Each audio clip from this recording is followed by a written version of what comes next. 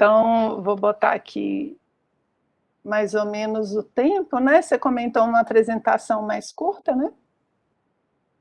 E aí eu tentei fazer uma mágica, né? Uma coisa assim meio mirabolante, que é diminuir um curso de 9 horas em 20, 30 minutos. Porque o objetivo é mostrar, não só fazer as considerações, né, sobre a importância de estudar e tal, algumas ideias erradas que a gente tem sobre estudo, mas mostrar alguma coisa, né, que tem dentro do curso e que pode dar uma luz, digamos assim, de o que a gente pode fazer para estudar melhor, né? Então, eu fiz um resumo do método bem um tópico, mais ou menos, né? Um início de uma das técnicas que a gente coloca, para vocês terem uma noção de que existe muita coisa que ensina a gente a estudar. Eu faço a propaganda do curso e uma das frases que eu coloco é assim: ninguém te ensinou a estudar. E a maioria das pessoas assim concorda. É claro que sempre aparece um engraçadinho, né? E que fala assim: ah, mas como é que eu vou estudar o curso que ensina a estudar se eu não sei estudar, né? Sempre tem um engraçadinho que faz esse tipo de observação. Porque muitas vezes a pessoa tem como ideia de que o estudar é uma coisa nata, é algo que você nasce sabendo, ou que se você sentar e ficar olhando para o livro, você vai descobrir como é que isso acontece, né? E, na verdade, a gente tem muitas técnicas, muitas indicações, muitos direcionamentos que podem ajudar muito mesmo a pessoa a estudar corretamente, né? Então, o que eu fiz nesse curso Como Estudar? Eu juntei diversas técnicas, né, que eu conheci ao longo da minha vida como estudante, como professora, como concurseira, porque todo mundo tem um passado negro, né? Então, o concurseiro, ele se alimenta de técnicas de estudo, né? Aí eu juntei todo esse conhecimento e essa prática dentro de um passo a passo, para tentar mostrar para as pessoas formas simples, não é nada complexo e difícil, são coisas simples, mas que a gente não sabe, porque ninguém ensinou a gente a estudar. Eu sou filha de professora, neta de professor, e não me ensinaram a estudar. E a maioria das pessoas que eu conheço também não aprenderam. E aí a gente se vira como pode, né? Mas existe um caminho muito mais didático, menos árduo, né? Que pode fazer com que a gente goste de fato de estudar. E é isso que eu vou tentar trazer um pouco para vocês, né, nesse tempinho aqui que a gente tem juntos agora, certo? Então, essa aqui é a ideia do curso, né? Fazer um passo a passo prático para ajudar a pessoa a organizar. Essa parte da organização eu não coloquei aqui, porque não daria tempo, mas eu vou falar da leitura ativa, né?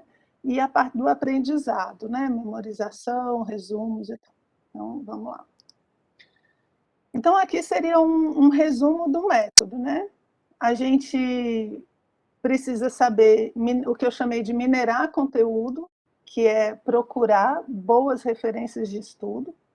Depois a gente tem que preparar o ambiente e a cabeça para o estudo. Depois a gente entra numa leitura ativa, aprende a fazer resumos eficientes, inteligentes, aprende a revisar e aplicar as técnicas de memorização. Aí você já está num patamar que vai permitir que você procure agora por novos conteúdos, né, uma nova mineração de conteúdo, e a gente volta para esse ciclo. Então, esses seriam os passos, né, que a gente vai girando nele, né? A gente vai cada vez aprofundando em cada um desses passos à medida que a gente vai estudando algum conteúdo, ok? Então, aqui uma visão geral. Então, vamos falar um pouquinho de estudar. Quem gosta de estudar? Eu gosto. Muitas pessoas sofrem, né? Quando a gente fala de estudar, associa a muito esforço, a pouco resultado. E é bom a gente falar um pouco sobre o que realmente é estudar, né? E eu começo perguntando por que a gente estuda. a gente estuda para aprender. Aí eu falo: "Ah, Renata, mas que coisa mais óbvia".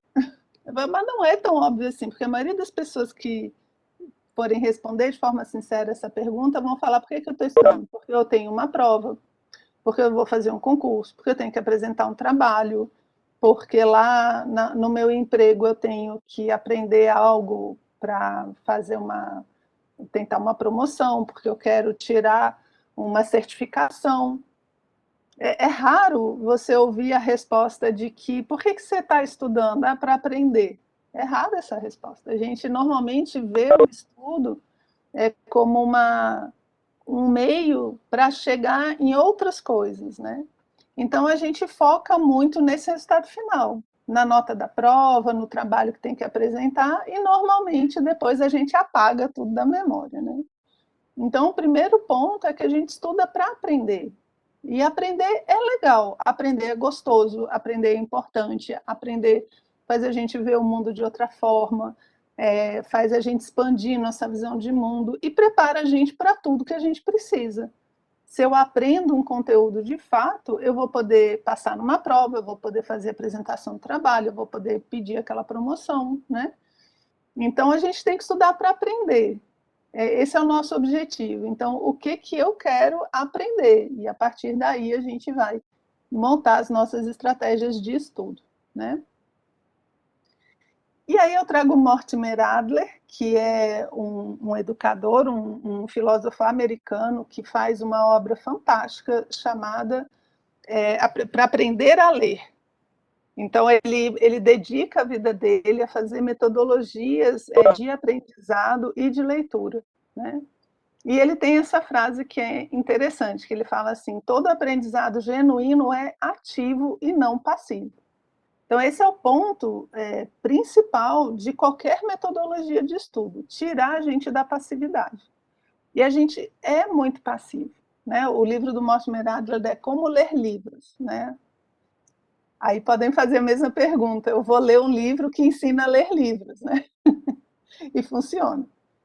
E lá uma das ideias principais é que o aprendizado ele tem que ser ativo. E um dos nossos maiores erros é que a gente é passivo. Então, assim, não sei se vocês sofrem dessa síndrome, mas eu sofro de uma síndrome terrível, que ela é assim: eu chego numa livraria, aí eu não me aguento, eu compro aquele monte de livro.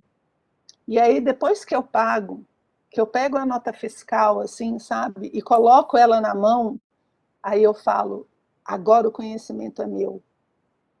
Dá vontade de botar assim, ver se eu aprendo por osmose, sabe. Por quê? Porque é como se o fato de ter aquele material, desse o conhecimento para a gente, só que isso, né, é uma ilusão, a gente tem aquele gostinho inicial de tipo: "Ah, agora o conhecimento está aqui para mim, à disposição, toda vez que eu quiser eu posso pegar esse livro e eu posso, consultar ele", então a gente tem a ideia de que a gente tem um conhecimento, mas na verdade a gente não tem, né. A gente precisa agora, começar a trabalhar essa matéria de forma ativa. Se eu pego o livro só e começo a ler sem nenhum tipo de ação interior minha, eu vou dormir em cima do livro, vou ter uma dificuldade enorme. E aí quando a gente era adolescente, a gente dizia que ia aprender por osmose, né, dormir em cima do livro, assim, de tanto ler, de tanto estudar, cai de sono, dorme em cima do livro, você acorda sabendo a matéria, né. Mas infelizmente não é assim que funciona. Então o primeiro ponto é que ler, somente ficar lendo não é estudar, certo? Você pode passar horas lendo um livro, se você estiver lendo de maneira passiva, você não absorve o conteúdo, tá? E a gente precisa fazer uma distinção aqui entre aprender e entender alguma coisa. O aprender, ele tem um processo de assimilação. Entender, eu posso entender uma coisa que você me explica agora e não saber utilizar ela, não saber aplicar, nem lembrar que ela existe daqui a 2 semanas. Então, o fato de eu ler alguma coisa, de eu assistir uma aula, de eu ver uma demonstração e entender o que está acontecendo, é uma parte do processo de aprendizado. Então eu tenho uma fórmula, eu entendo aquela fórmula. Ah, eu sei por que está lá x, y, tal, entendi aquela fórmula. Entendi como funciona aqui o coração e tal, entendi esse mecanismo. Mas você, para aprender, você tem que tornar esse conhecimento seu agora. Você tem que aplicar ele. Existem várias coisas aqui, né? Então, o fato de você entender, você não necessariamente vai lembrar depois. Isso é importante. E não existe um fast food de aprendizado, certo? O aprendizado exige esforço, exige dedicação, mas com a metodologia correta, ele rende muito mais do que a gente imagina, tá? Do que a gente está acostumado, pelo menos, né? Então, a gente compra aulas, cursos e livros, mas o conhecimento a gente não compra, a gente absorve, né? Então, é preciso essa postura ativa para a gente entender o que estuda e assimilar esse aprendizado, né? E a qualidade desse estudo, então, só vai depender da gente. A gente vê as técnicas corretas, né, que mais se encaixam na nossa forma de aprendizado e tal. Dentro do curso a gente fala, né, dos estilos de aprendizado, tem pessoa que é mais visual e tal, então os materiais, às vezes, a forma de estudar tem que ser adaptada para a forma com que a pessoa pensa. Então, vamos selecionar um pouquinho os estudos, né? E normalmente a gente parte de alguns erros, né?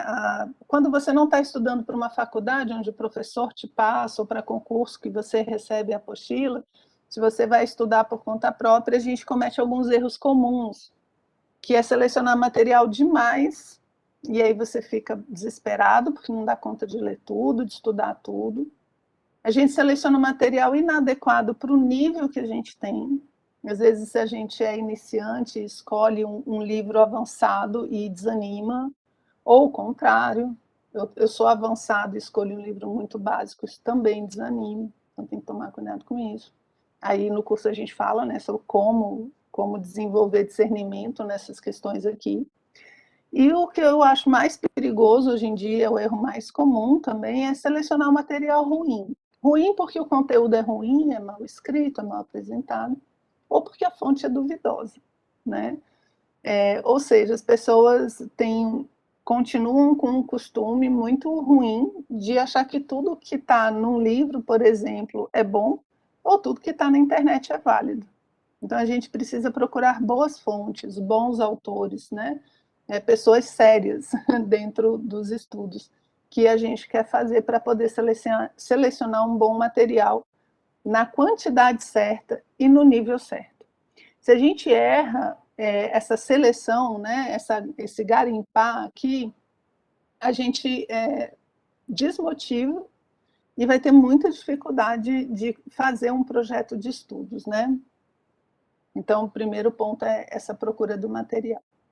Aí depois a gente está com o nosso material, a gente escolheu direitinho o que quer fazer, o que quer estudar, nossos livros, PDFs, cursos online e tal, e aí agora a gente vai estudar.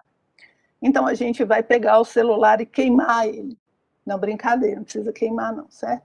É só guardar ele num lugar longe de você, com todas as notificações desligadas. De preferência, se você estuda em casa, põe ele num outro quarto, certo? Porque a gaveta normalmente é muito perto, mas o mínimo é deixar ele longe da sua visão, certo? Um dos maiores problemas dos estudantes hoje em dia é o celular.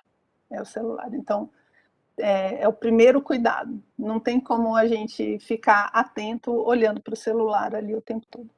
É claro que se você usa o celular para assistir a sua aula, aí é uma outra relação, né? Mas a princípio ele é só uma fonte de dispersão. Quando a gente for começar a estudar, o que eu sugiro? Aprenda a se automotivar. Não fala assim, agora eu vou estudar porque não tem jeito, porque tem prova, né? Não é isso. A gente fala, ó, eu tenho uma prova dentro do meu curso é importante, eu vou querer atuar dentro dessa área, eu quero ser, sei lá, um bom advogado, um bom médico, e para isso eu preciso aprender essa matéria para poder passar, enfim. Se automotive, lembre-se por que você está estudando. Né? Isso ajuda muito a diminuir a dispersão. Então, toda vez que você for começar uma sessão de estudo, lembra o que você está fazendo ali, por que você está lá, certo?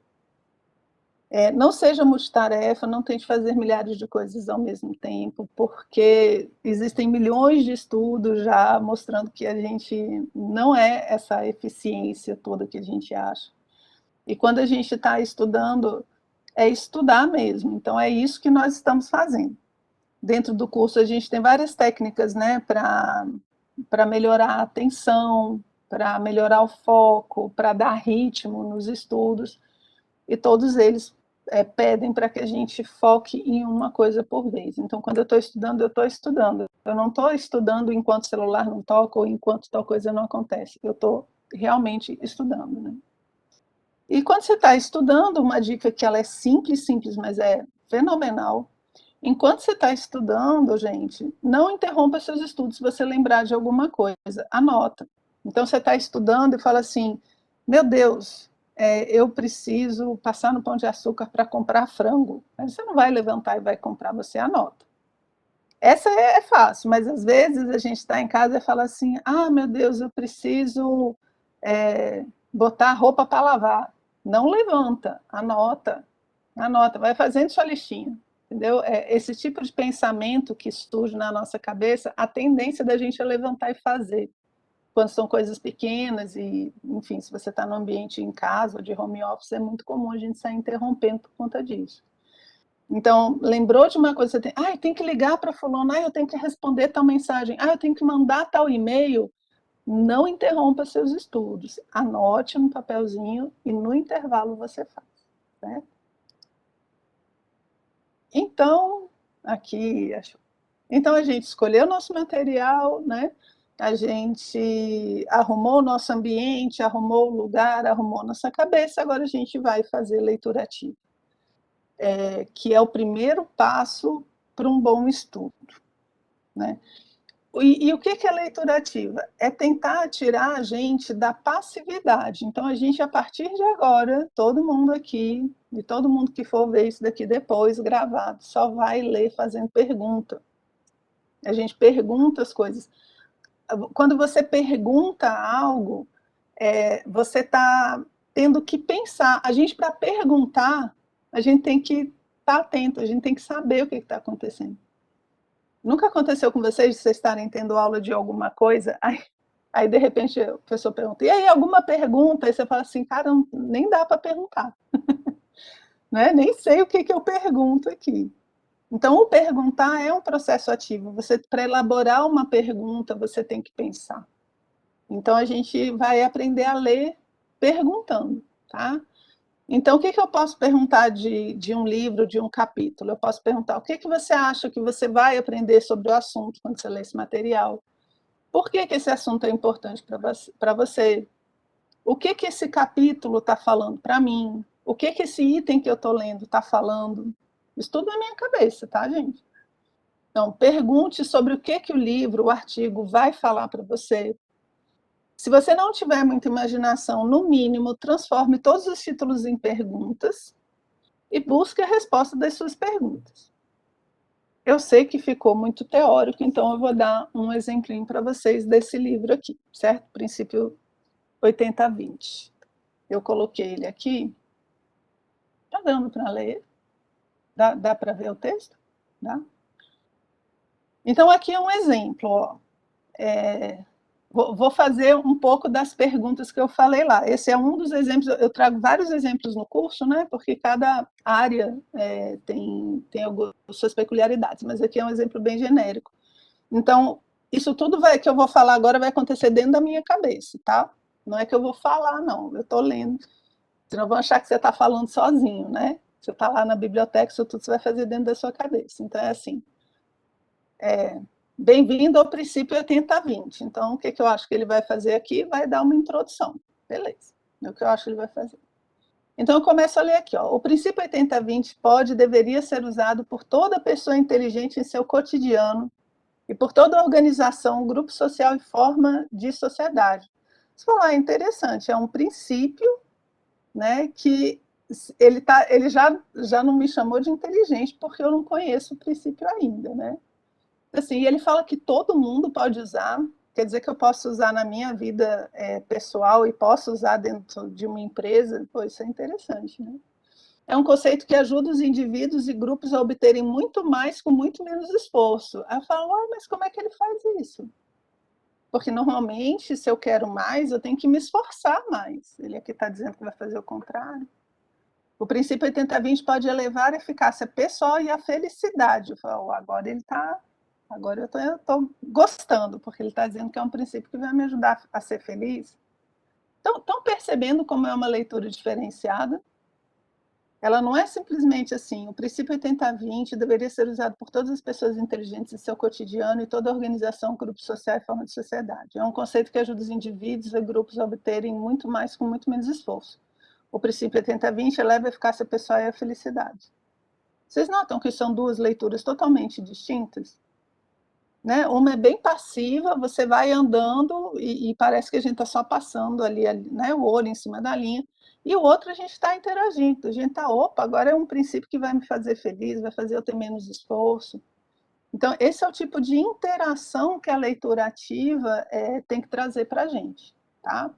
E a ideia é que tudo que a gente leia, né, em termos de estudo, a gente leia dessa forma. E depois a gente acostuma, tá? De início pode parecer estranho e tudo, porque a gente é muito passivo. Então, você sair da passividade e passar para atividade, né, exige um treino. Então, depois que você treina um pouquinho, rapidinho você acostuma a ler dessa forma. Tá? Então, esse seria um dos princípios básicos da leitura ativa, ler perguntando. Tá? Então, por exemplo, aqui, se eu lesse essa introdução e aí eu fosse ler esse tópico, que é o princípio 80-20, eu ia tentar responder. O que, que é o princípio? O que, que eu acho que é o princípio 80-20? Você vai, Renato, mas eu nem li. Aí você vai, sim, mas o que, que você acha que é? Você comprou o livro por algum motivo, né? Entende? Então você tenta responder a pergunta, você transforma aquilo numa pergunta. Tá? Então, isso é um exemplo básico aqui para a gente ter noção do que é a leitura ativa, então. A segunda parte, gente, para fazer o estudo, então, depois de uma leitura ativa, e aí a gente tem várias camadas de leitura, né? Dependendo do texto, tem texto que é muito científico, que é mais difícil, tem termos novos, enfim, cada um tem uma abordagem, né? Essa daqui foi só uma geral. A gente vai precisar aprender a encontrar a ideia principal dos textos, certo? E grifar a ideia principal. Isso é fundamental, por quê? Porque eu vou pedir para você fazer um resumo. E para fazer um resumo, você tem que fazer um resumo só com as ideias principais. E a gente tem muita dificuldade para isso. Então, qual é o raciocínio básico para você achar as ideias principais de um texto? É você imaginar que todo parágrafo esconde uma ideia. Ela pode ser uma ideia principal, ela pode ser um exemplo, ela pode ser um detalhamento, né? Mas todo parágrafo é o que a gente chama de uma unidade de pensamento, por isso que é um parágrafo, né? Então, eu tenho que olhar para um parágrafo e perguntar: qual é a ideia principal deste parágrafo? Existe? E se existe, qual é? Ah, Renata, e quando não há uma ideia principal, você não precisa grifar, tá? Aqueles livros que é tudo grifado de amarelo, é tanto grifo que o que chama atenção é o que não está grifado. Aquilo lá mostra uma forma errada de grifar um texto, de anotar, né? De fazer essas anotações. Então, aqui eu coloquei como exemplo um parágrafo desse livro, Epíteto, A Arte de Viver, que inclusive vou começar a analisar ele lá no Telegram também, esse livro aqui. Então, ele fala assim, ó, há sempre um lugar para um planejamento prudente que nos leva a tomar providências ante situações que virão. Aí, se eu estou fazendo a leitura ativa, né, eu já começo, nossa, planejamento prudente, isso me chama atenção, né? O que é prudente em termos de planejamento? A melhor preparação para o futuro consiste em formar bons hábitos pessoais. Ah, interessante, porque o hábito é no presente, né? Ele está falando que você vai me preparar para o futuro. Isso você faz buscando ativamente o bem em todos os aspectos de sua vida diária e analisando sempre suas motivações para ter certeza de que estão livres dos obstáculos causados pelo medo, pela ganância e pela preguiça. Agindo assim, você não fica à mercê dos acontecimentos externos. Você fala, pô, legal, ele está me dando uma forma de não ser vítima das circunstâncias. Isso é bom, gostei. Né? Aqui já é um pouquinho de leitura ativa. Aí, quando ele fala aqui, ó, isso você faz buscando o bem em todos os aspectos. Isso o quê, né? Então, qual é a ideia principal? O que ele está dizendo que eu tenho que fazer? Aí eu selecionei aqui como ideia principal essa frase, ó. Aqui eu considerei a primeira frase uma introdução, porque ele está dizendo que tem como fazer um planejamento prudente, e esse planejamento, essa preparação para o futuro é formar bons hábitos. E aí depois ele diz como é que eu faço bons hábitos. Então, se eu fosse grifar, se eu fosse destacar uma ideia nesse parágrafo, seria só essa aqui. Ok? Gente, aqui está rapidinho, tá? Espero que esteja ajudando, só para vocês terem uma ideia, porque a gente precisa de vários exemplos, né, e de bastante treino. No curso a gente faz um texto todo, né, do início ao fim, enfim. E aí eu vou fazer meus resumos, né? Eu vou pegar essas anotações que eu fiz, aí a gente ensina a fazer anotações de margem, anotação de parágrafo, enfim, né? Aí a gente pega as ideias principais, todas as nossas anotações surgem da ideia principal, né? E aí eu vou fazer meus resumos.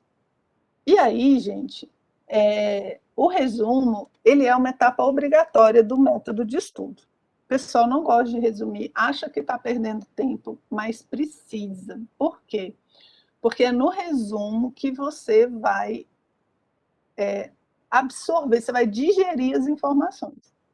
O mais indicado, inclusive, é que o seu resumo seja feito à mão, porque a memória, ela ativa mais quando você escreve, certo? Digitar não é a mesma coisa, o cérebro não funciona da mesma forma quando você digita e quando você escreve. Nada impede de depois você fazer seu resumo, você digitar ele, tudo bem? Mas como absorção, o pessoal reclama muito que não lembra o que estuda, né? Isso é uma técnica para fazer, ajudar você a lembrar das coisas, né? E então a gente não vai pular a questão do resumo. E aqui tem vários tipos de resumo, a gente fala de mapas mentais, esquemas, quadros, né? Aqui eu vou falar só do resumo em texto corrido, onde você vai encadear, então, as ideias principais que você achou lá durante a sua leitura, né? E vai usar esses resumos para montar o seu resumo. E você vai colocar sempre com as suas palavras. Fazer resumo não é copiar e colar.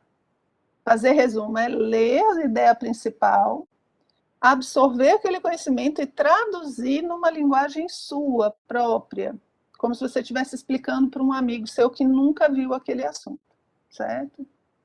Então, sempre escrever com as nossas palavras. Tem muita gente que só recorta, né, ou copia. Isso a gente faz em estudos específicos, quando você tem que decorar definições, coisas desse tipo, certo?